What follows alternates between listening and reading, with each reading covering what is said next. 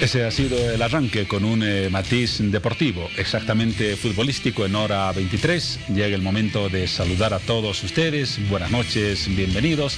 Y desde luego el saludo también para Piti Garamendi y Paola Sánchez. Paola, ¿cómo estás? Buenas noches.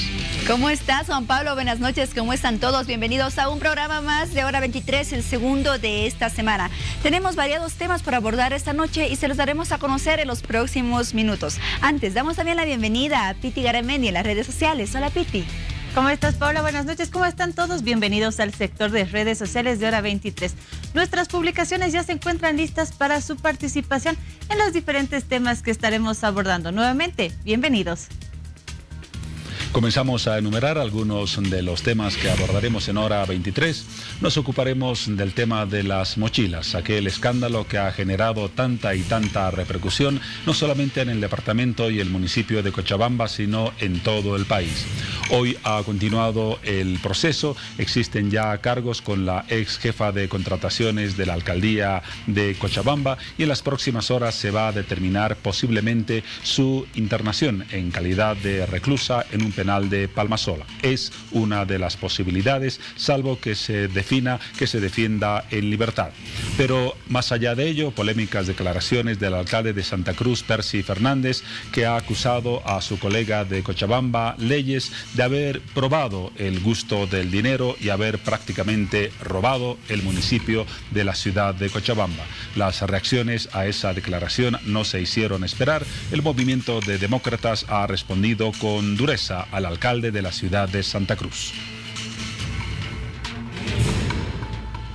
Bueno, esta noche también hablamos de la sesión del Consejo Municipal, que en la mañana de hoy aprobó una ley que pretende frenar la violencia hacia los niños.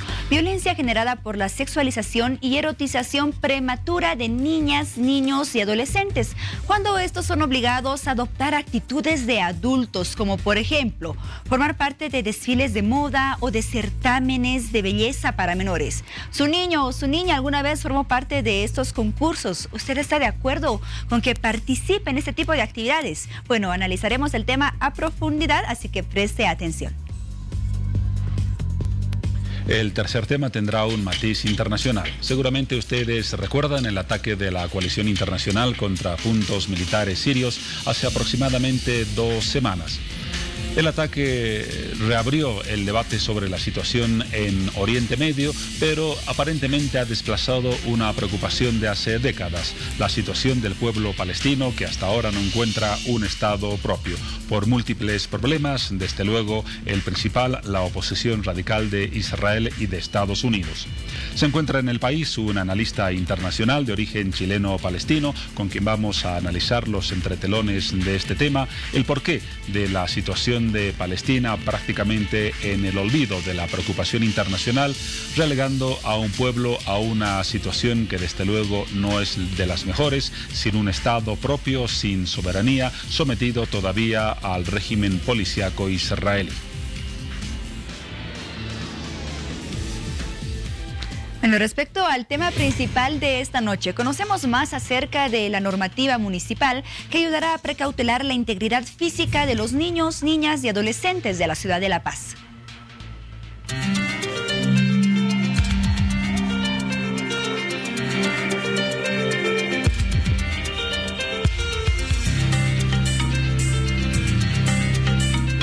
De este martes, el Consejo Municipal de La Paz aprobó la Ley de Prevención y Protección de la Integridad Sexual de las Niñas, Niños y Adolescentes por unanimidad, que tiene por objetivo precautelar la integridad física y moral de los y las menores de edad. Esta ley prohíbe, a partir de su vigencia, la realización de concursos de belleza para niñas, niños y adolescentes, prohíbe desfiles de modas en los cuales también participen estos menores de edad, prohíbe la publicidad urbana en gigantografías, afiches y otros dispositivos que usen imágenes erotizadas de niñas, niños y adolescentes.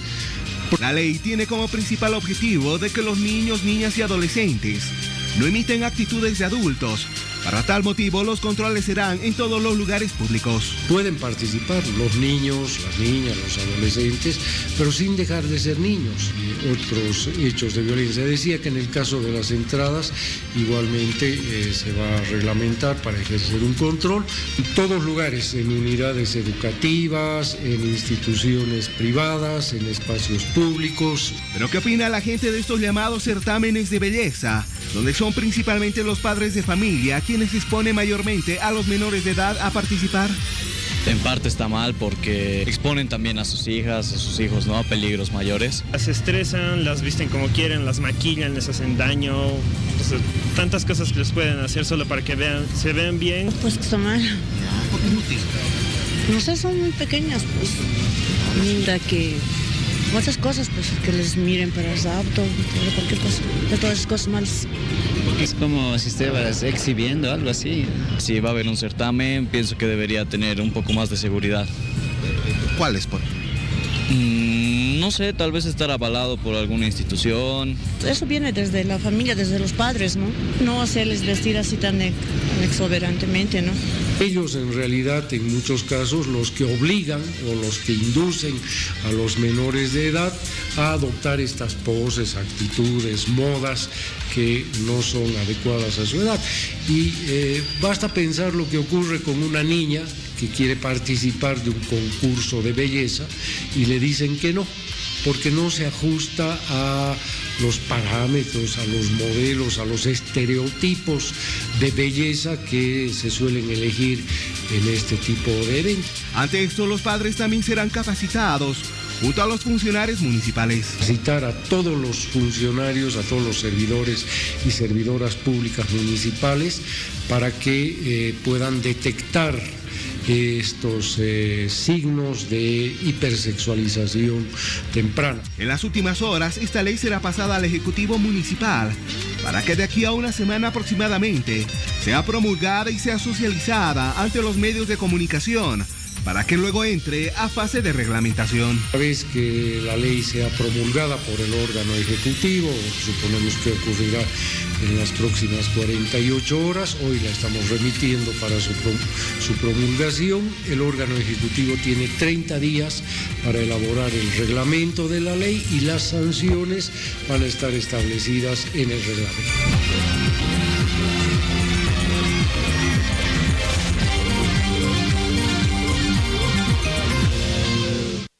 ¿Y cuál es su opinión respecto al tema? Los invito a participar de las siguientes publicaciones. Entre los aspectos más importantes que contempla la norma está la prohibición de concursos infantiles, ya que son la imposición de ciertos modelos de belleza que corresponden a una visión machista de la sociedad. También pueden participar de la siguiente publicación. ¿Cuál es la opinión respecto a los concursos de belleza donde participan menores de edad? Dos cuadros, dos apuntes sobre el tema. Sobre el segundo aguardamos su participación para dar a conocer su punto de vista sobre lo que ahora ya es una prohibición, la participación de menores en concursos de belleza, entre otras normas que se han establecido a través de eso que es un proyecto de ley que va a ser promulgado en los próximos días por el alcalde de La Paz, Luis Revilla. Vamos a hablar un poco de los antecedentes y los alcances de este proyecto de ley y lo vamos a hacer con Consuelo Torres, directora de las Defensorías Municipales dependientes del Gobierno Autónomo Municipal de La Paz. Señora Torres, buenas noches y bienvenida. ¿Cuál es el origen de esta disposición que ha sido aprobada hoy en el Consejo Municipal? Buenas noches, Juan Pablo. Gracias por la entrevista. Sin lugar a duda, el objetivo de esta norma es prevenir cualquier vulneración de derechos, ya sea en la integridad física, psicológica o sexual de un menor de edad. Hablamos de niñas, niños y adolescentes, ¿no? ¿Cómo nació? Lamentablemente la Defensoría de la Niñez, la pasada gestión, ha terminado con más de 7,000 casos, ¿no? Entre ellos, una tipología que ha crecido ha sido infracción por violencia psicológica. Y dentro de la infracción por violencia psicológica hemos podido advertir tristemente que nos ha llegado denuncias de sexualización precoz o hipersexualización, donde lamentablemente terminaban en casos de trata y tráfico, terminaban en casos de incluso violaciones o abusos sexuales. La pasada gestión, la Defensoría de la Niñez ha terminado con más de 156 casos de violaciones. No todas con este antecedente, no con todas con este antecedente de hipersexualización, pero sí en algunos casos. Entonces, esto nos ha llamado enormemente a la reflexión, porque sin lugar a duda, este primer sistema de protección que es la familia no está pudiendo establecer un rol materno o un rol paterno que no ponga en riesgo o vulneración a los derechos. Entonces, como en otros casos de situaciones que afectan a sectores vulnerables de la sociedad, ha sido la violencia, en este caso hacia las niñas y niños, la que ha originado que esta medida sea considerada y finalmente aprobada, porque existe la lógica de que la exhibición de niñas podía motivar o generar casos de violencia hacia ellas. ¿Esa es la lógica más o menos? Sin lugar a duda existen vulneraciones de derecho. Y al hablar de sexualización precoz o hipersexualización, estamos hablando, Juan Pablo, de que le estamos dando un valor a lo sexual, ¿no? Es decir, estamos limitando o de alguna manera estamos no estamos permitiendo como adultos que los niños disfruten su edad, ¿no? Que disfruten los 5 años, los 4 años, los 6, los 8, los 10 años. Es decir, con estos patrones que les estamos dando como adultos, son modelos, por supuesto, que vienen de la familia, de la escuela, de los medios de comunicación, de esta globalización. Y los convertimos casi en objetos de exhibición, en algunos casos pública, en algunos casos semi-privada, pero de exhibición al fin, con las consecuencias que esto implica. Primero les estamos cortando su infancia. Segundo, les estamos muchas veces, no estamos permitiendo que su autoestima sea elevada, grande. Es decir, ellos por pertenecer a estos grupos de pares persiguen un modelo. Es decir, le están dando un valor a lo físico, ¿no? Y como no consiguen muchos niños tener ese valor de qué hermosa, qué hermoso, qué bello, cómo se llevó el premio, entonces no están pudiendo desarrollarse y su autoestima es baja. Pero sin lugar a duda, Juan Pablo, esto puede terminar en violencia de género, ¿no? Hemos tenido tristemente casos donde las adolescentes han terminado con trastornos alimenticios, ¿no? Y eso sí, por supuesto, es una vulneración de derechos y han entrado cabalmente en lo que señala nuestro Código de la Niñez, una infracción por violencia psicológica. Y cuando estamos hablando de vulneración en violencia sexual, ya estamos hablando de otra área, Juan Pablo. No estamos hablando de una demanda en un juzgado de la niñez, estamos hablando de un delito. Para precisar las áreas de alcance de esta disposición, ¿cuál es la edad que comprende la prohibición para participar en actos de modelaje o de exhibición corpórea en general? De 0 a 18 años. Menores de 18 años no pueden estar dentro de lo que puede conllevar una hipersexualización o una sexualización precoz. ¿Qué pasa con los concursos de belleza que incluyen a mujeres y en algunos casos a varones de 16, incluso 17 años?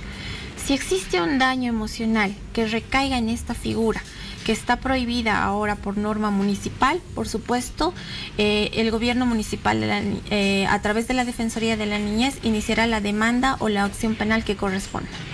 Ahora, ocurre, por ejemplo, en muchos colegios, tanto públicos como privados, que se organizan a manera de concursos o de actos cívicos, algún tipo de eventos de belleza que tienen que ver con la presentación de niños, quizás en la figura de modelos. ¿Esta circunstancia también está prohibida en cualquier colegio? Sí. Sí está prohibida, si cae nuevamente, reitero, en la tipología de hipersexualización o sexualización precoz, ¿no? Estas actividades, por supuesto, nacen no simplemente en el tema de modelaje, Juan Pablo. Pueden ser eventos incluso que han promocionado temas como campañas contra el cáncer, donde, por ejemplo, se las han maquillado a las pequeñas como adultas, han vestido ropa de adultas en los desfiles, no necesariamente promocionando un desfile de modelos o un concurso de belleza, sino fue un tema hasta altruista, pero que en el fondo no te olvides que los menores de edad tienen una dependencia psicológica inclusive, porque el adulto tiene el poder de llevar todo el tema de educación, cubrir las necesidades básicas. Y si un adulto determina dar la autorización para que el pequeño o la pequeña participe en estos concursos donde promocionan hipersexualización, por supuesto estarán incurriendo en la norma. Ahora, si hay estos concursos o estos eventos folclóricos, porque también habla la norma de esta situación, tienen que acudir a su subalcaldía correspondiente para pedir la autorización. Si la subalcaldía correspondiente verifica que estos eventos públicos o privados, permanentes o momentáneos, no caen en hipersexualización, pues se podrá llevar adelante. Me refiero que se bailen, no sé, hagan un mini carnaval, baile folclórico, donde no haya esta figura, por supuesto estarán promovidas, siempre y cuando fortalezcan el desarrollo integral de nuestros pequeños. Desde luego el fondo de la medida es respaldado, entiendo, por la mayor parte de la población, así se ha reflejado a través de pronunciamientos de personalidades y líderes de opinión en las redes, pero también había una observación. ¿Quién va a definir el criterio de cuál es el límite entre un acto que no implique una exhibición y el paso de esa frontera límite? ¿Quién va a determinar si se está sobrepasando los límites autorizados por la ley o no? Será el órgano ejecutivo a través de las subalcaldías. Tenemos una instancia de desarrollo social que trabaja con la persona, con el ser, y esta es la instancia que va a determinar si corresponde o no corresponde. Pero más allá de eso, otra vez reitero, la norma también contempla la responsabilidad de los padres, Juan Pablo. O sea, es decir, nos habla de que qué valores deben transmitir los padres. Por ejemplo, no darle el valor a la apariencia, ¿no? Ante todo, sino fortalecer la comunicación, darle otra alternativa al menor de edad que no sea solo vivir de temas como apariencia o pertenecer al grupo de pares donde estén patrones como concursos de belleza, ser la más bonita del colegio o exhibirse o ponerse en riesgo. Sin lugar a duda, Juan Pablo, los padres tienen un deber de protección, no solo por la norma, sino por el corazón. Es decir, los padres van a trabajar con nosotros y la Defensoría de la Niñez y el gobierno municipal, por supuesto, va a fortalecer el rol materno y paterno. No olvides que en algunos de los casos que ha atendido la Defensoría de la Niñez son temas de adultos que han querido ser modelos cuando han sido jóvenes y, claro, pretenden que las pequeñas inconscientemente logren llegar más lejos que ellas. Muchas madres dan este rol inconscientemente a las pequeñas, es decir, las promueven para estos eventos sociales. Y por supuesto el rol paterno es fundamental, porque si el papá o el varón o el muchacho ve a la mujer como un objeto sexual, entonces estará, por supuesto, cayendo en violencia de género. Entonces se incluyen, como dice el propio proyecto, campañas de promoción y de educación. Por ejemplo, se menciona que se tratará a través de campañas de formar a los padres de familia y a quienes animan las fiestas infantiles para que eviten el uso de gestos, juegos, canciones y otras actividades que introduzcan o induzcan a la erotización temprana. Sí. Tenemos varios programas en el gobierno municipal que hacen prevención. Está la Dirección de Política Integral, Inteligencia Emocional, que por supuesto trabaja con lo emocional de los niños, pero además les fortalece todo lo que son valores, pensando en que la persona como ser humano es única y diferente, que no se la puede valorar por lo físico únicamente. También, por supuesto, hay centro terapéutico que puede fortalecer el rol paterno y materno. Estamos pensando también trabajar con todo el tema, con los que trabajan en las fiestas infantiles, me refiero a los payasitos, etcétera, porque también ellos llegan y por supuesto divierten una fiesta infantil, pero podríamos lograr que la familia trabaje en esa diversión, fortaleciendo roles, valores. Evidentemente hay otras formas de compartir y fortalecer eso. Por ejemplo, un juego de mesa, un viaje, el solo ir al zoológico, compartir en familia va a fortalecer el rol paterno y materno. Ahora esta decisión va a implicar un cambio de cultura en la sociedad, porque durante mucho tiempo hemos estado acostumbrados a manifestaciones como las que ahora están prohibidas y seguramente va a costar imponer ese cambio. ¿Cuál va a ser el criterio que se va a manejar para quienes en el órgano municipal tomen la decisión de si una presentación se adecúa o no a la ley? ¿No incurra también en un acto monacal de prohibicionismo o en un acto de ser casi un tribunal de inquisición para discernir en base a juicios morales qué es bueno o qué es malo? Habrá que tener un criterio muy equilibrado para tomar esa decisión y referencias muy claras en la norma municipal. Sí, claro. Si dentro de un evento público, privado, momentáneo, permanente, como dice la norma, se evidencia una infracción por violencia psicológica. ¿Qué quiere decir esto, Juan Pablo? Si hay un daño emocional en el niño o la niña, por ejemplo, no quiero vestir así, mi madre me obligó, son patrones que me están obligando, eligió la vestimenta a mi madre, y si lo comprueban, por supuesto, será un equipo interdisciplinario el que tendrá que hacer discernir en realidad cada evento, ¿no? Con el único objetivo de prevenir un daño emocional, físico, sexual o psicológico, Juan Pablo. Ese es el objetivo, es una norma de prevención. El fondo de la medida. Sí, habíamos pedido la participación de nuestros televidentes en una pregunta respecto a qué criterio tiene sobre esta disposición que ha sido aprobada hoy en el Consejo Municipal. Piti Garamendi tiene ya algunos comentarios en las redes sociales. Así es, Juan Pablo, ya nos escribe Paola Andrea Arce y nos dice: en mi opinión se debería aprobar esa ley, porque no es bueno exhibir de esa manera a las niñas. Como hoy en día existe mucha violación, sea psicológica, sexual, de esa manera alimentamos la violación hacia las niñas. Son niñas y no deberían actuar como si no lo fueran. Vamos con Rómulo Juan, que dice: me parece que dieron en el clavo. Con esto frenará algo de los deseos de los pedófilos. Además, frenaremos a ese mal pensamiento de que la belleza lo es todo. Los niños tienen que vivir como niños y no obligarlos a asemejarse a adultos. Una mujer tiene una edad que su belleza florece. Todo tiene su tiempo. Esos son algunos de los comentarios que nos están enviando. Los invito a participar de nuestra publicación, que la encuentran en nuestra página de Facebook, Hora 23. Entre tanto, esperamos su participación. Continuamos con algunas preguntas. Este es un proyecto de ley que ha sido aprobado en el Consejo, pero que todavía por norma tiene que ser promulgado por el alcalde de La Paz para que entre en plena vigencia. ¿Cuándo se estima que se dé esa promulgación para que la norma ya sea aplicada? Sí, correcto. Esperamos que sea en el mes de abril. El gobierno municipal ha impulsado una fuerte campaña de protección contra la violencia a nuestros pequeños y pequeñas. Sin lugar a duda, esto está en agenda, ¿no? Porque es una política pública vigente y actual, y seguramente vamos a trabajar varios años en esto. Yo solo quiero darte un ejemplo. El 12 de abril hubo una entrada infantil, ¿no?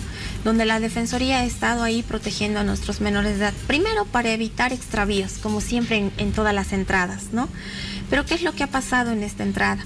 Encontramos lo que decía Piti, un pedófilo que filmaba justo la parte inferior de nuestras pequeñas, ¿no?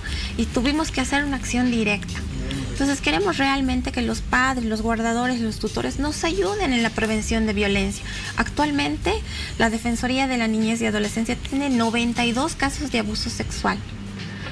Abuso deshonesto, lo que se conocía anteriormente. Por supuesto, es una cantidad que nos alarma y nos preocupa. Y paralelamente la tipología de violación a la fecha tiene 44 denuncias y 19 acciones directas, Juan Pablo. Es decir, que algo está pasando. La violencia está con mucha más agresividad hacia nuestros menores de edad por una sola diferencia, por una sola situación. Hay un adulto que tiene el poder y ese adulto puede fácilmente vulnerar la edad de nuestros pequeños, ya sea abusando la confianza, abusando el cariño, ¿no? Entonces es nuestro interés protegerlos. Es por eso que se ha pensado en esta ley de prevención de la vulneración de cualquier derecho del pequeño. Ayúdennos, vamos a estar en una tarea ardua, Juan Pablo, de difusión. Hay expertos, por ejemplo, Sinergia trabaja en este tema fuertemente, en los conceptos de hipersexualización y sobre todo las consecuencias. Sin lugar a duda hay que trabajar en el concepto de autovaloración como persona, como tú, por ejemplo, o yo como mujer, o la modelo, qué es lo que piensa de ella misma, ¿no? Por supuesto hay que trabajar en aquello. Y a los datos que usted mencionaba, que desde luego son críticos, podemos agregar otros igual de preocupantes. Por ejemplo, la Defensoría de la Niñez y la Defensoría del Pueblo dicen que el 83% de los infantes ha sido sujeto de violencia en más de 2 ocasiones y el 23% de las niñas fueron víctimas de agresiones sexuales en su entorno, principalmente en su familia. Recordamos ya, para concluir, señora Torres, cuáles van a ser los mecanismos o el procedimiento para que un grupo, una entidad, un colegio solicite el permiso, la autorización correspondiente para organizar algún acto que involucre alguna medida que no trate de estar dentro del campo de las prohibiciones? Cuando una instancia público-privada desea realizar esta actividad permanente o momentánea, debe acudir a su subalcaldía. Es la subalcaldía la que con un equipo va a hacer este análisis de la situación en concreto, y si contara con esta autorización estaremos hablando de una actividad libre de hipersexualización, libre de sexualización precoz. Sin embargo, si en este trámite se daría otro rumbo o no cumpliría el objetivo de la autorización y cayeran en este tipo, en la vía, dentro del juzgado de la niñez o adolescencia o en la vía penal, la Defensoría de la Niñez iniciará la acción que corresponde. Justamente ese es el punto al que iba. No hay normas sin sanciones. ¿Cuáles son las sanciones, las penalidades para las personas, individuos, instituciones, grupos o padres que no cumplan esta disposición? Dentro de las normas en los juzgados de la niñez está sancionar, por ejemplo, manda a los progenitores, la señora jueza, a una terapia. Señala también que los padres deben tener mayor comunicación con los niños, es decir, les obliga, por ejemplo, a asistir a reuniones, a preocuparse de su educación, del tema psicológico de los niños. Esta disposición se llama medidas protectivas y estas medidas protectivas son firmadas por el padre y madre, guardador o tutor en un juzgado de la niñez y adolescencia. ¿Y qué más dice esta medida? Señala que la Defensoría de la Niñez tiene que hacer control, ya sean 3 meses, 6 meses, 1 año, lo que la señora juez o juezas, en este caso de La Paz, porque tenemos 2, nos lo señalen. ¿Se puede llegar incluso al retiro de la custodia o el cuidado a cargo de los padres o el tutor? Sí, si el caso fuera muy grave. Sí, si en caso se cometiera un delito, por ejemplo, que nació como una actividad pública o privada permanente o momentánea y recae en un abuso sexual o en una violación, más también la sanción será privativa de libertad. Estos casos se sancionan con 25 a 30 años, ¿no? Recayendo, por supuesto, en un procedimiento penal y, por supuesto, puede terminar en una extinción de autoridad materna y paterna. Seguro que sí. Consuelo Torres, directora de las Defensorías Municipales dependientes del Gobierno Autónomo Municipal de La Paz, nos ha visitado en Hora 23 para dar luces sobre este proyecto de ley que pronto se convertirá en norma. Desde luego habrá un proceso medianamente largo de entendimiento, de comprensión y fundamentalmente de valoración de que se está trabajando por un cambio de cultura integral en la sociedad. Iremos verificando las etapas de este proceso. Muchas gracias. A usted por su presencia. Tras este tema, momento de un paréntesis en Hora 23. Luego seguimos con otros de los temas anunciados al principio de nuestro programa.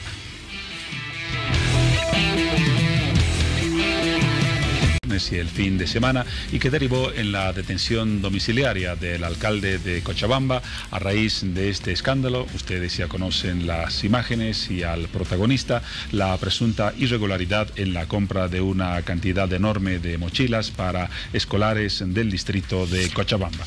Vamos a hablar hoy del tema y lo vamos a hacer con Nelson Cox, viceministro de Justicia y Derechos Fundamentales, a quien damos la bienvenida a Hora 23. Muy buenas noches, Juan Pablo. Muy buenas noches a toda la población. ¿Cuáles han sido hoy las novedades del tema desde que se dispuso la detención domiciliaria del alcalde de Cochabamba? Entiendo, se han presentado recursos de apelación de ambas partes. El Ministerio Público, que no está de acuerdo con la detención domiciliaria, la defensa de leyes, que dice que se están violando algunos de sus derechos y que no debería estar en esa condición. ¿Hoy alguna novedad sobre ambas perspectivas? Desde luego, en el correlato de esta tramitación que se sigue en el proceso investigativo, correspondía al cumplimiento del plazo presentar la apelación. El Ministerio de Justicia y Transparencia Institucional ha presentado la apelación en observancia de las 2 críticas que tenemos nosotros a la decisión como Ministerio de Justicia. Uno, con relación a la falta de congruencia que ha existido con relación a la resolución propiamente, y el otro aspecto con relación a la falta de valoración de los riesgos de fuga y de los riesgos de obstaculación. Esos 2 argumentos, Juan Pablo, han servido para presentar la apelación, ya que el juez, lamentablemente, el día sábado no ha valorado adecuadamente que existe riesgos procesales de fuga, ya que el movimiento migratorio de nuestro alcalde tiene más de 34 viajes internacionales en los últimos años, y no solamente ello, sino que ha existido una actividad delictiva previa que tiene en su sumatoria una posibilidad para que esto sea un riesgo de fuga. El otro elemento que no se ha valorado es el tema de los riesgos de obstaculización. Es sabido que en Cochabamba se está efectuando actos de movilización, no solamente de colectivos humanos, sino de la población, para efectuar amedrentamiento directo contra no solamente quienes han denunciado, sino quienes respaldan la apertura de este proceso y que exista absolutamente transparencia en el manejo procesal. Entonces, esos riesgos de obstaculización que tienden a afectar todo lo que va a ser el curso investigativo, no ha sido valorado por el juez. Lo mismo no ha sido valorado el tema de que hayan retirado las computadoras antes que el Ministerio Público efectúe ese tipo de acción procesal. ¿Cuándo va a tomar una decisión el juez ante estas apelaciones? Una vez que se presente la apelación, Juan Pablo, tiene 3 días para que el Tribunal Superior, en este caso el Tribunal Departamental de Justicia, en su sala de turno, resuelva este tema, ya que el juez no ha tenido una congruencia. Ha argumentado en todas sus consideraciones, Juan Pablo, que había riesgo de fuga, había riesgo de obstaculización, pero le dio detención domiciliaria. Entonces, no corresponde en este caso que se utilice como argumento el principio de que existiría un derecho bajo la favorabilidad de que el alcalde debe trabajar, ya que esto no es conducente con criterios de igualdad procesal con relación a muchos detenidos preventivos que están en nuestras cárceles y que todos ellos están restringidos de trabajar porque están en procesos investigativos. Entonces, no hay esa figura sui generis que están alegando, yo creo que antojadizamente, en el criterio de apelación, ya que procesalmente nosotros estamos apelando por estas observancias que no se han cumplido en su rigurosidad tal cual prevé la normativa. Ahora ha llamado la atención que en lo que va del proceso todos los dardos del Ministerio Público hayan apuntado al alcalde Leyes y a quienes fueron corresponsables de esa decisión, lo cual es lógico, pero hasta ahora no se ha afectado a la otra parte que estaría involucrada en la denuncia, es decir, la empresa que prometió el servicio de provisión de las mochilas. ¿Por qué no se han tomado todavía declaraciones a los responsables de esa empresa que tienen mucho que ver en este baile del cual hemos hablado en los últimos días? Desde luego, Juan Pablo, que tenemos la misma inquietud como Ministerio de Justicia. Eso deberá responder el Ministerio Público en su proceso investigativo, porque la sucesión de actos tiene que ver con los actuados tal cual fue presentado el día sábado en la audiencia cautelar. La empresa que se había adjudicado lamentablemente ha presentado una aceptación con la resolución de lo que ha decidido la alcaldía, lo que llama poderosamente la atención, puesto que ninguna empresa que vende productos va a quedar absolutamente tranquila por no ser pagado, cancelado, tal cual corresponde. Entonces, estos son mayores elementos que están generando que el Ministerio Público deba tener la absoluta objetividad para individualizar la responsabilidad, no solamente de los servidores públicos que han participado, sino cómo continúan participando todavía los actores externos, que es la empresa en particular, y que en este caso puede ser considerado como la misma obstaculización, ya que siguen generando actuados administrativos para pretender confundir a la población en sentido de que no se ha afectado los horarios del Estado porque no se ha cancelado y la empresa está tranquila en no cobrar. Eso es increíble, realmente es increíble, puesto que no se configura una situación civil en ningún tipo de escenario en el cual una parte, siendo que ha participado en una comisión de un ilícito, en este momento esté tan tranquila como se está generando. Hasta ahora hemos tratado las novedades de las últimas 2 horas al respecto de este tema o respecto a este tema. Hemos concluido que se esperan las presentaciones de las apelaciones correspondientes. Pero hoy seguramente usted ha conocido el tema, ha adquirido un giro político con críticas del alcalde de Santa Cruz a su colega de Cochabamba. A través de la siguiente nota vamos a recordar las palabras del alcalde de Santa Cruz, Percy Fernández, y luego las comentamos aquí en estudio. Alguien se ha avivado, como el alcalde de Cochabamba. Se quiso avivar y lo pillaron. Le peló. El señor Leyes, buena gente, hasta ese instante en que quiso clavar las uñas. ¡Qué error del hombre! ¿La cagó? A mí me ha dado pena que Bolivia pierda y Cochabamba un buen alcalde como el señor Leyes, ¿no? Buena gente, pero le pelaste, hermano, andate. No quedan explicaciones ni disculpas. Te gustó la plata, metiste la pata, andate, hermano. Es el punto de vista del alcalde de Santa Cruz, Percy Fernández. Parecería, señor viceministro, que ya se está dando por juzgado al alcalde Leyes con un veredicto, en este caso del alcalde de Santa Cruz, y en algunas declaraciones también por parte de autoridades de gobierno. ¿No nos estamos adelantando con esos criterios a lo que debe determinar un juez? La presunción de inocencia está garantizada por Constitución. Sin embargo, todo ciudadano está libre de poder tener los elementos que le configuren en su racionalidad la certeza de lo que está pasando. En este caso sí existe tendencias de parte de sus correligionarios políticos que están pretendiendo que sea un mártir. Y claro, la crítica también está sentada de quienes están convencidos de que ha existido un ilícito Juan Pablo, puesto que no hay mejor prueba, en este caso en particular, que al ser sorprendido en la comisión del ilícito, inmediatamente se suspende todo lo que va a ser el proceso de cancelación. Entonces, no solamente ello, sino al haber perjudicado el negocio, ahora se está generando criterios forzados para poder pretender confundir a la población cuando existen elementos en los que se da prueba manifiesta de que realmente ha existido una intencionalidad de todo un aparato estatal a través del municipio para pretender beneficiarse económicamente con relación a una contratación, y esto, aunque esté siendo pretendidamente observada procesalmente por los abogados del alcalde, por formalidades y rigurosidades, no es menos cierto la convicción que genera en la población con relación a alguien que se le pretende y se le sorprende en la comisión de un ilícito y que dice luego, no, me arrepiento, ya no lo estoy haciendo. Esas situaciones, para cualquier persona, sin necesidad de que tenga formación jurídica,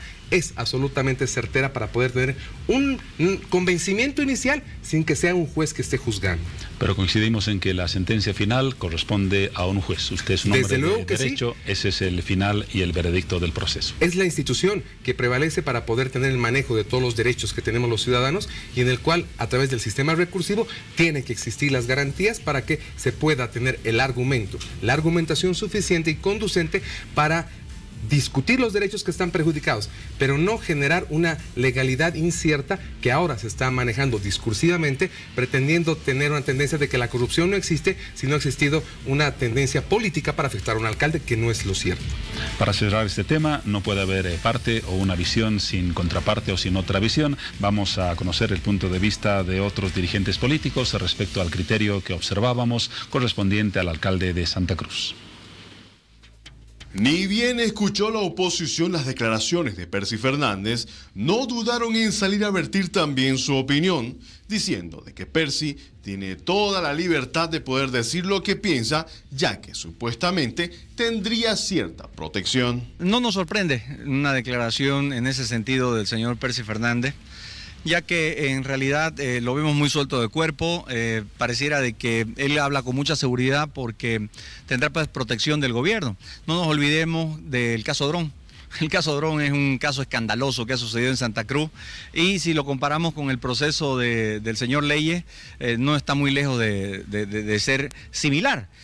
Me lo imagino yo al Cholango ahorita tocando guitarra, porque obviamente también goza de la protección de la Fiscalía Departamental de Cochabamba, y me lo imagino también a don Percy hablando muy tranquilamente porque obviamente tiene la protección en ese sentido del gobierno. Por su lado, los asambleístas departamentales del Movimiento Socialismo aplaudieron lo dicho por el alcalde Percy Fernández. Alcalde Percy Fernández, a su estilo, como es él, de una forma sincera, le recomienda, pues no, al alcalde de Cochabamba y le dice goodbye. Entonces, que si le gustó de lo que ahora le acusan, que él deje su cargo. Hay que tomarlo por el lado amable, hay que tomarlo por una recomendación sana que le hace el alcalde con mucha experiencia de Santa Cruz a un alcalde que ahora está siendo acusado de sobreprecio y de mochilas, en este caso, de mala calidad, donde hay actos de supuesta corrupción. Además, el partido de gobierno ratificó de que no existe ningún tipo de golpe a la democracia y que la justicia solo está haciendo su trabajo en este caso de supuesta corrupción. Dejamos ahí el tema y veremos cómo evoluciona jurídicamente y también políticamente en los próximos días. Hablamos ahora con el viceministro de Justicia respecto a una novedad importante que se ha conocido hoy. La Comisión Especial de Seguimiento a las conclusiones de la última cumbre de justicia ha aprobado, entiendo, el proyecto de reglamento para la selección por meritocracia de 73 vocales de los tribunales departamentales de justicia del país. ¿Cuál es la trascendencia de esta decisión para el funcionamiento de una buena justicia en el país? En los criterios que está manejando el Ministerio de Justicia, Juan Pablo, es importante abordar pilares de la transformación de la justicia. Uno de ellos es el tema tecnológico, otro tema es el desarrollo normativo, otro tema tiene que ver con relación a la adecuación de los ambientes que son insuficientes y otro tema tiene que ver con la capacitación del personal, vale decir, trabajar con el talento humano. En esa lógica del talento humano se tiene que empezar por un escenario que es el trato directo del ciudadano como servidor público. En este caso, se ha asumido a través de la comisión el día de ayer una rica experiencia que se tiene a la cabeza de nuestro ministro de Justicia y Transparencia Institucional de llevar adelante el proceso de selección de los notarios que mañana van a ser posesionados, que ha sido un procedimiento absolutamente consensuado con diversas instituciones, que está absolutamente concluido. Más de 400 notarios que mañana van a ser posesionados en la ciudad de La Paz y que van a tener una carrera absolutamente garantizada en función de sus decisiones y en función de su correcto obrar y proceder. La siguiente etapa ha sido la elección de estos 73 vocales. Ahora, siguiendo esa rica experiencia, Juan Pablo, desde luego que hace ingresar a tribunales de justicia.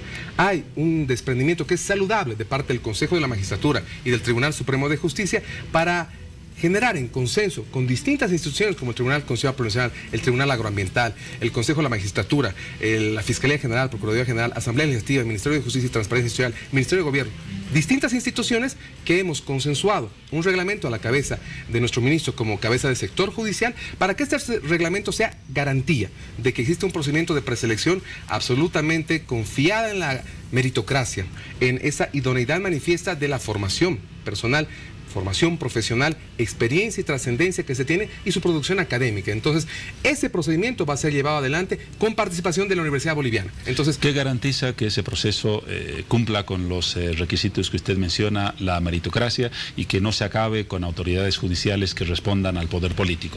Porque se lanzó el mismo discurso que usted nos menciona para la selección de las autoridades que postularon al Tribunal Constitucional, al Consejo de la Magistratura, y al final se evidenció que entre los electos habían exfuncionarios públicos afines al gobierno. ¿Qué se va a hacer para que no se repita esta situación o no exista el síndrome de que los electos tienen simpatías ocultas o abiertas con el poder? Una garantía del régimen de impugnación, Juan Pablo.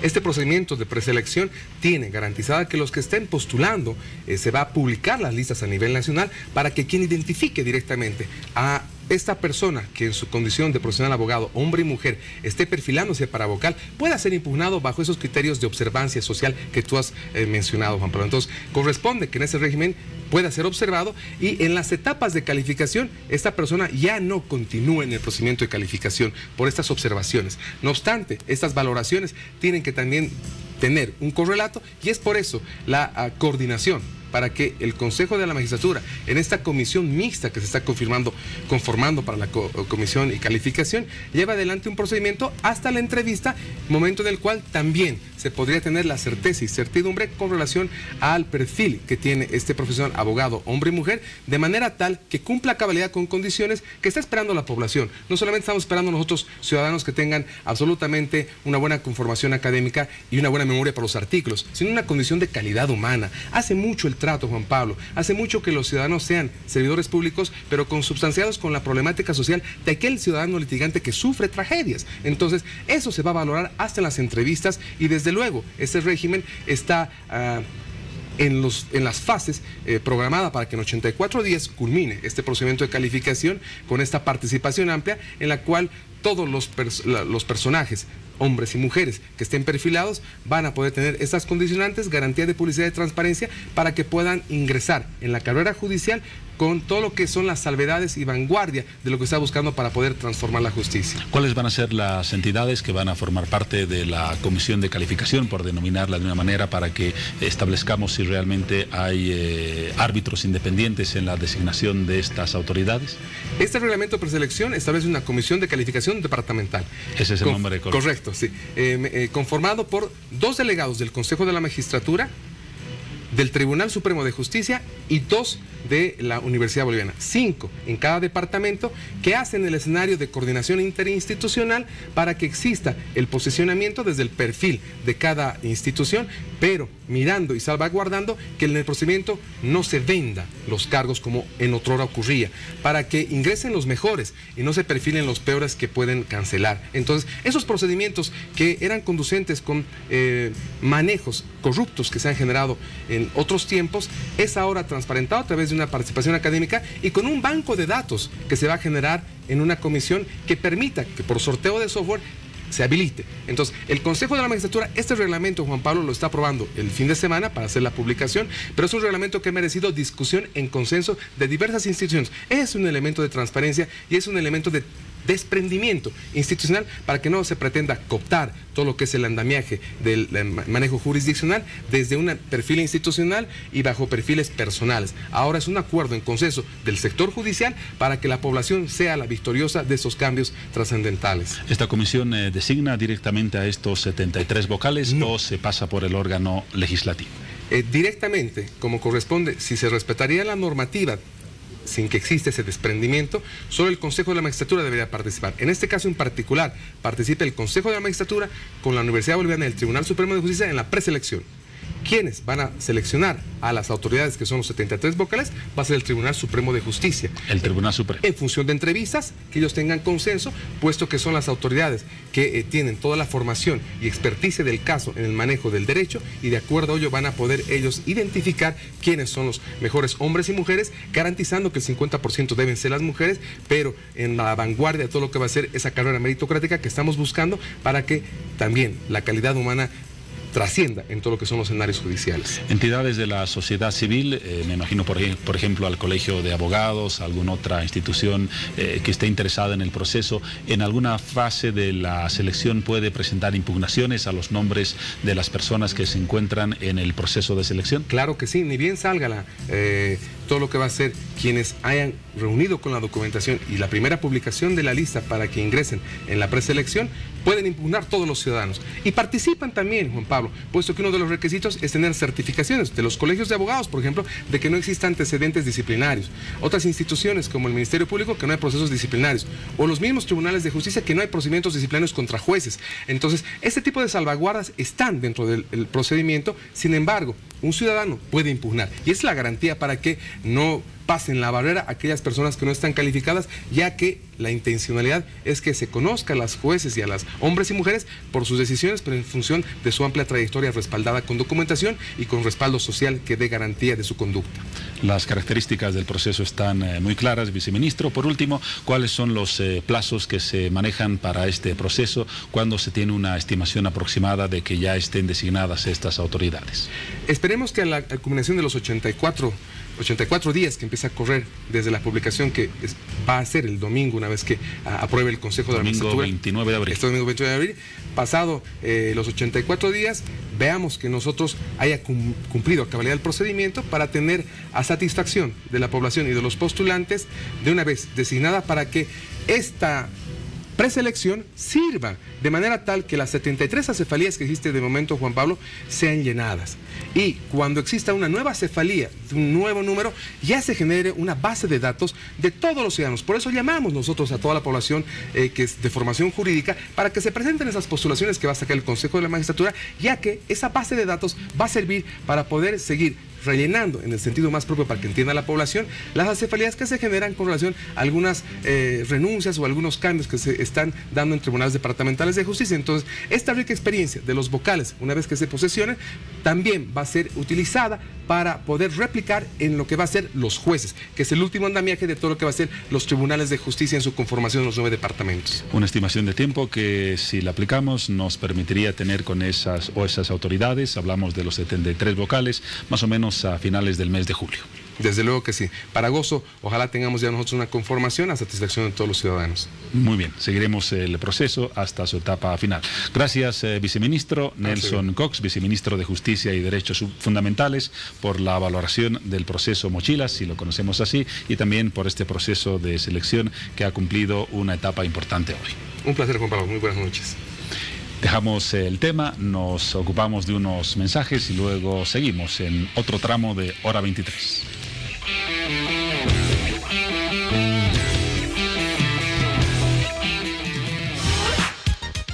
Conoce lo nuevo. Prepárate para deslumbrar colección otoño-invierno 2018. Mega Fashion Manía, Shopping Norte, tercer nivel.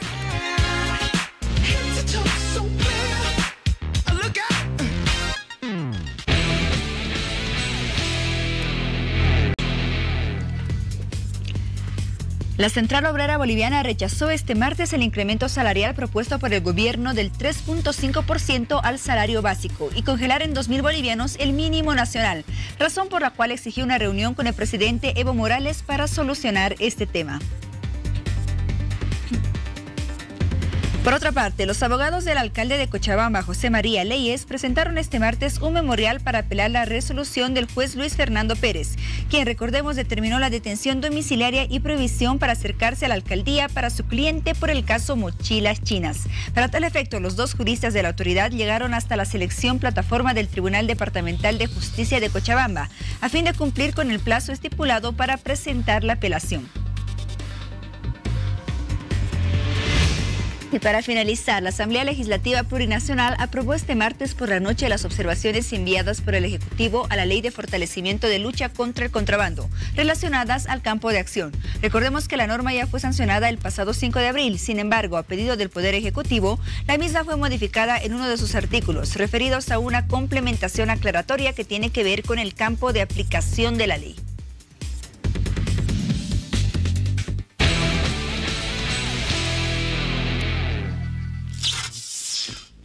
Son las 0 horas con 3 minutos en La Paz y en todo el país. Nos ocupamos ahora de una perspectiva internacional, porque siempre es bueno valorar qué pasa fuera de nuestras fronteras para tener una perspectiva de lo que está sucediendo hoy en el mundo. Y en el mundo, si existe en el presente un foco de atención, es desde luego Medio Oriente, como ha ocurrido durante mucho tiempo por distintos acontecimientos que se registraron en países de la región. Vamos a analizar ese panorama y lo vamos a hacer con la gentil presencia de un visitante palestino que se encuentra en nuestro país. Se trata de Nicolás Hatua, representante de la campaña global por el retorno a Palestina. Buenas noches y bienvenido a La Paz, a Bolivia y ahora a 23. Gracias por el espacio y bueno, me tienes a tu disposición. Estoy muy contento de estar en Bolivia. Bolivia tiene hoy en día una trascendencia muy grande, tiene una imagen en el contexto latinoamericano que cada día tiene mayor respeto, cada día se le mira de una manera que resalta una dignidad en el pueblo boliviano, en su política exterior, en el cual tanto el pueblo palestino como los sirios y todos los pueblos del Medio Oriente están muy agradecidos, sobre todo de la actuación del gobierno de Evo Morales y las intervenciones que ha tenido en las Naciones Unidas Sacha Llorenti, que han sido muy valiente, muy clara, muy nítida, con argumentos muy sólidos. Usted representa la campaña global por el retorno a Palestina. ¿Cuál es la característica de esta organización? ¿Dónde funciona? ¿Cómo trabaja? ¿Qué actividades tiene? Esta es una campaña que tiene alrededor de 158 países afiliados, muchos con organismos sociales, políticos. Es una respuesta de la sociedad civil a nivel internacional para obligar a los países a entender de que ya no se puede en pleno siglo XXI tener un pueblo completo desarraigado de su tierra, expulsado de su tierra, viviendo esparcido por el mundo.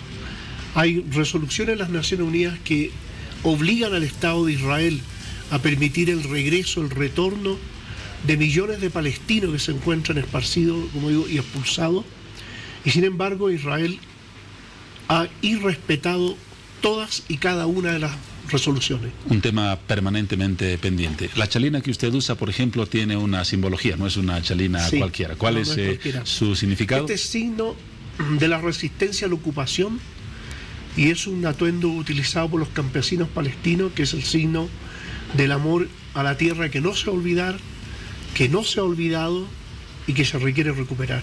¿Se utiliza para las labores agropecuarias o es parte de la vestimenta en general? Es parte de una vestimenta que también se envuelve de manera tal para evitar el frío, todos los trabajos matinales del campesinado palestino. Que así las hemos visto también en las revueltas palestinas con imágenes ya famosas en todo el mundo. Se usa en el mundo entero como un símbolo de resistencia. Así es.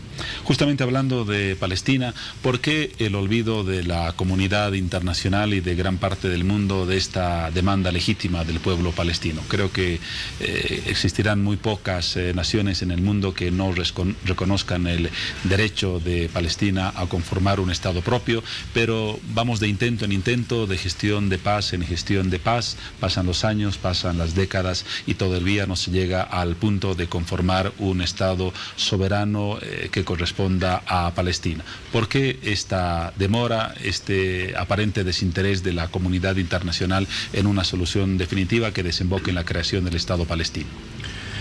Pues es una muy buena pregunta.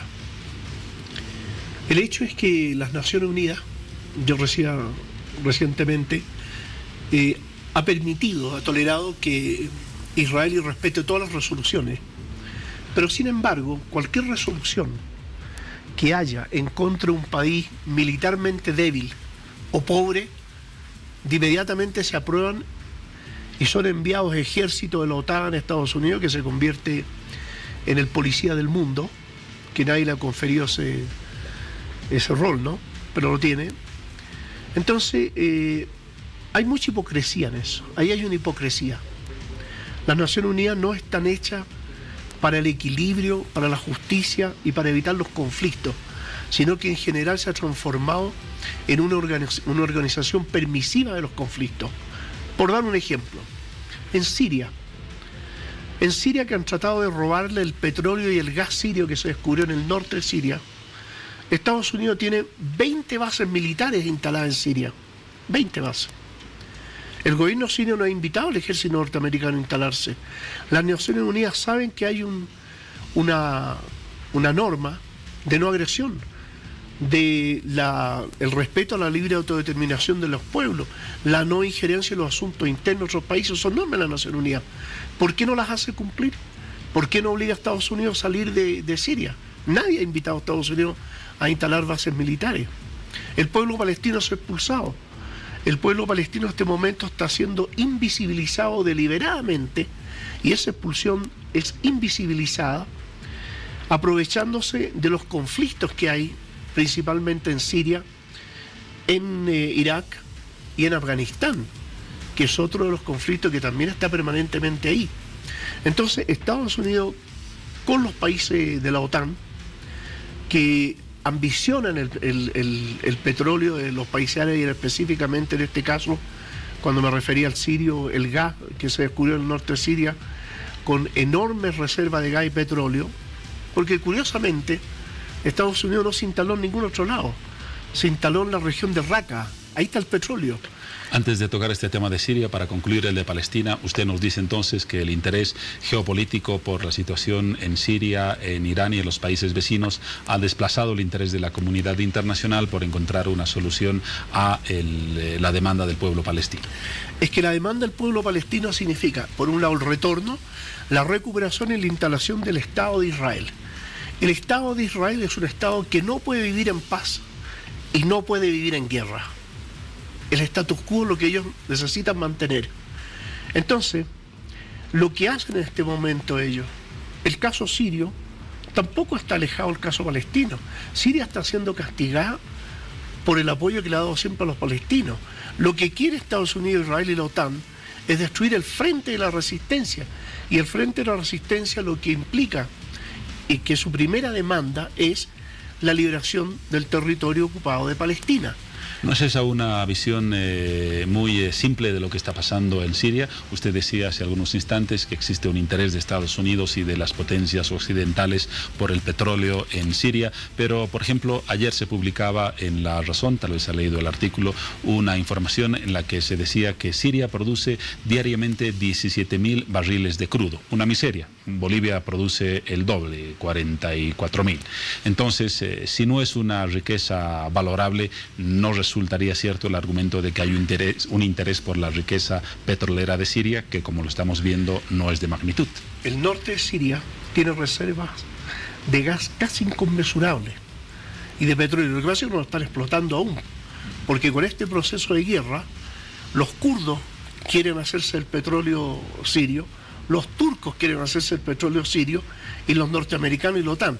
Pero tú apuntas muy bien, hay una razón que es mucho más poderosa, que es el intento que se hizo por parte de Arabia Saudita, Qatar y los Emiratos Árabes, en connivencia con el Reino Unido, Francia y Norteamérica, de trasladar a través del territorio sirio el petróleo y el gas de esos países para abastecer desde los puertos israelíes de estos recursos energéticos a Europa. El objetivo principal de eso era, por un lado, abaratar los costos, porque el petróleo de Arabia Saudita, de Kuwait, de Bahrein, de los Emiratos, Estados Unidos casi se lo lleva gratis, ¿verdad?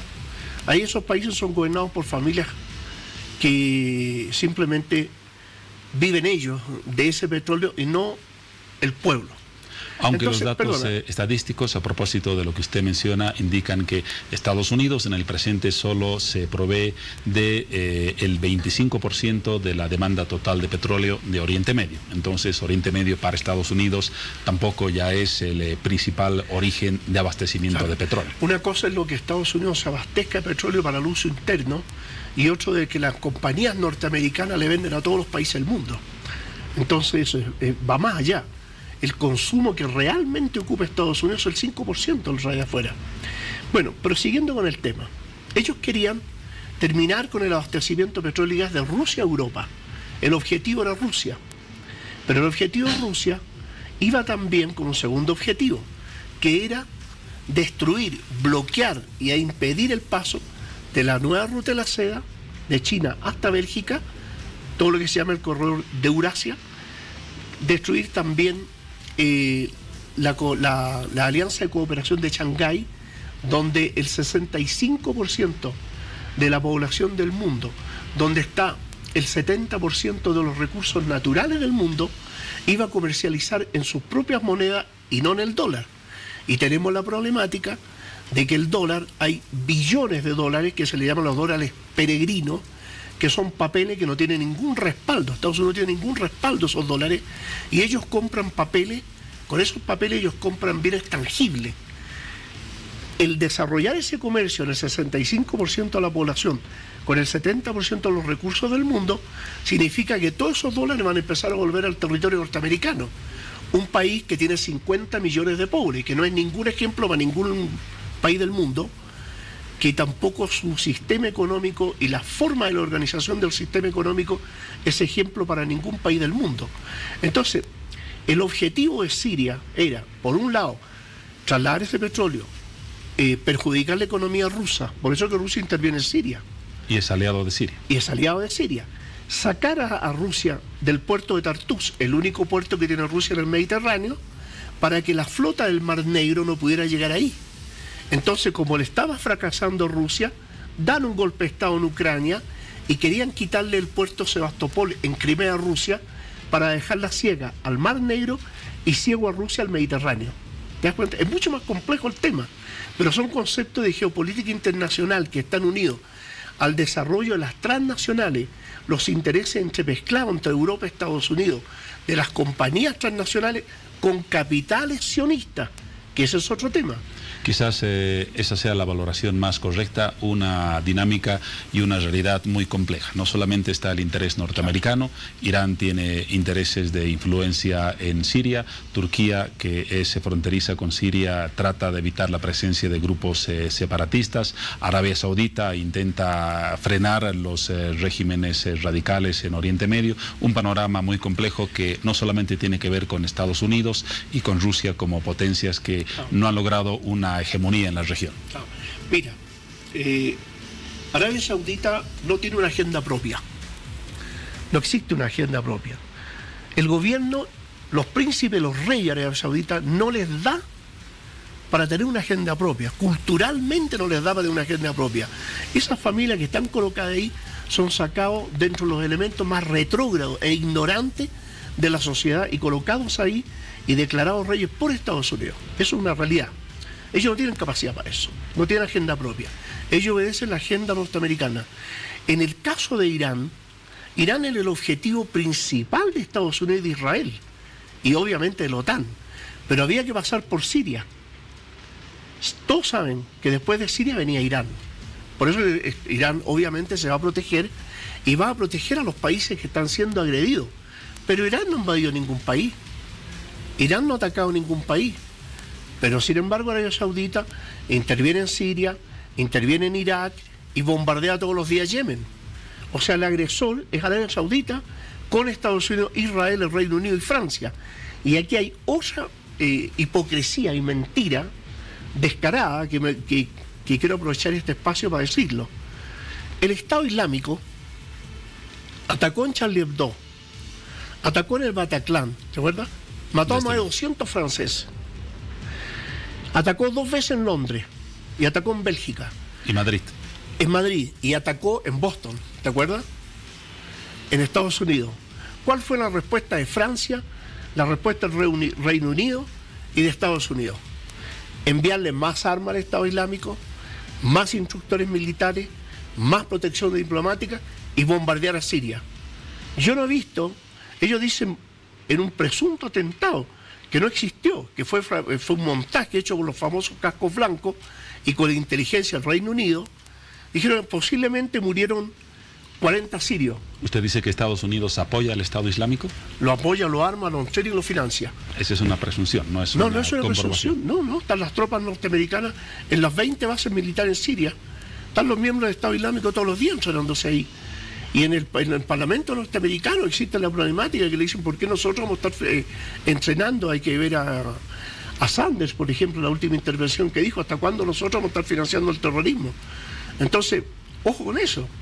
El tema está, habría que preguntarle a Francia qué hacen sus instructores militares en Jordania, o al Reino Unido qué hacen sus instructores militares en Raqqa. ¿Cuántos instructores militares fueron capturados en Alepo, que eran del Reino Unido? Entonces, esa gente no hicieron nada cuando atacaron a sus propios ciudadanos. Sin embargo, fueron capaces de ir a bombardear a Siria, porque los intereses políticos y geoestratégicos de ellos son mucho más importantes que sus propios ciudadanos. A ellos no les interesa que mueran 200 franceses o 10.000 franceses, si los franceses se van a hacer del petróleo de Trípoli y de Benghazi, como lo hicieron en Libia, del petróleo de Siria, o comprar un petróleo mucho menos precio y no el petróleo o el gas ruso. ¿Te das cuenta?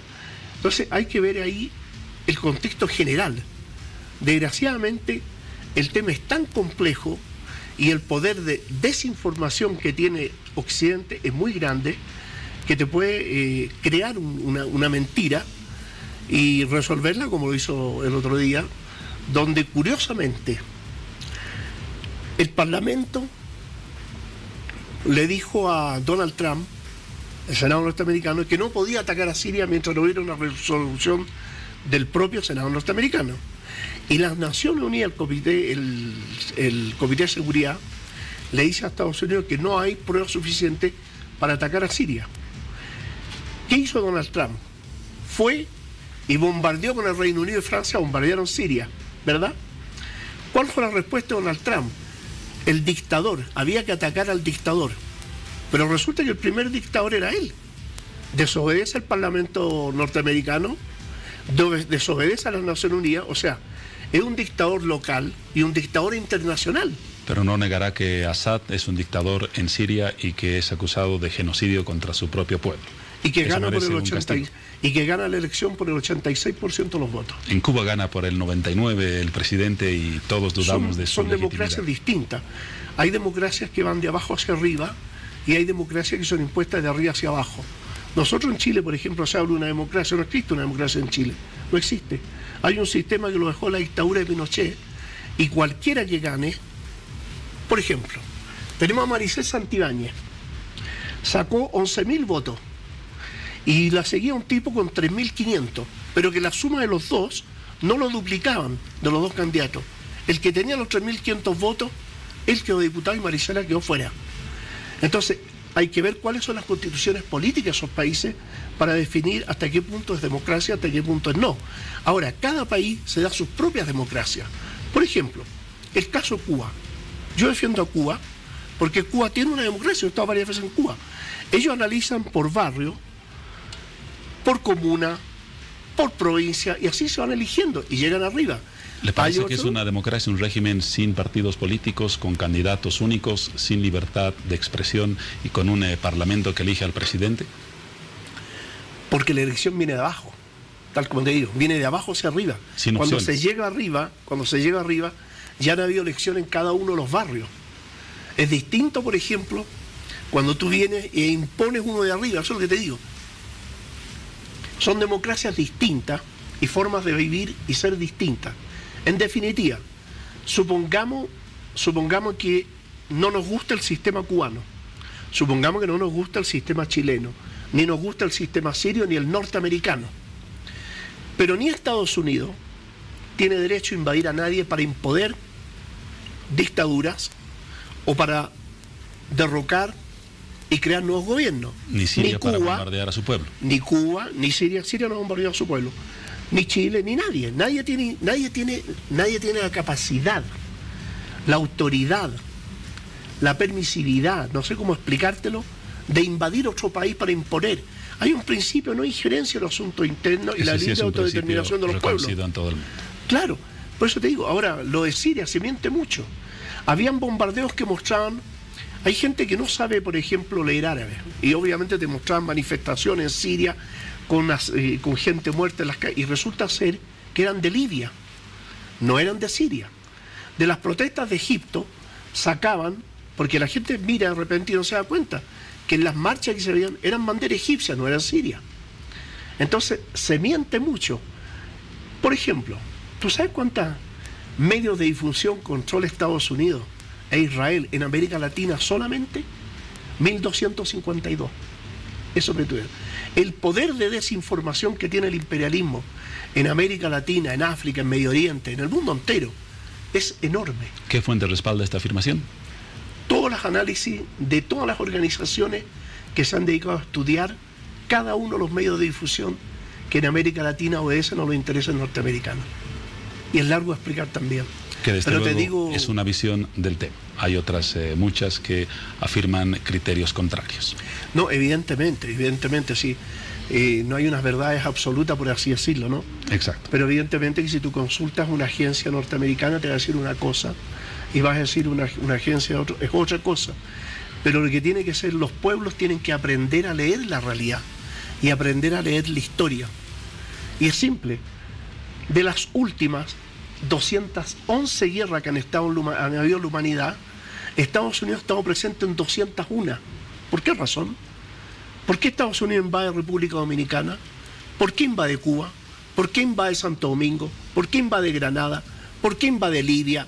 ¿Por qué invade Irak? ¿Por qué invade Afganistán? ¿Por qué invadió el Líbano? ¿Por qué? ¿Y se preguntó alguna vez por qué Cuba invadió Angola? No invadió. Participó en la guerra. No, el gobierno angoleño le solicitó ayuda militar ante la agresión que sufría de Rhodesia y de Sudáfrica, con apoyo norteamericano. El caso sirio, Siria le pide a Rusia ayuda militar, está invitado por el gobierno, pero no le ha pedido ayuda militar a Estados Unidos. Estados Unidos tiene que tener 20 bases militares ahí. Yo te aseguro algo, y esto es un mensaje que te lo digo, si Estados Unidos en un momento dado requiere del litio de Bolivia, el estaño, el gas de Bolivia, tenlo por seguro que vas a tener bases militares aquí adentro, siempre y cuando el pueblo boliviano lo tolere. Pero yo creo que con la dignidad que tiene hoy en día el pueblo boliviano, no lo va a tolerar.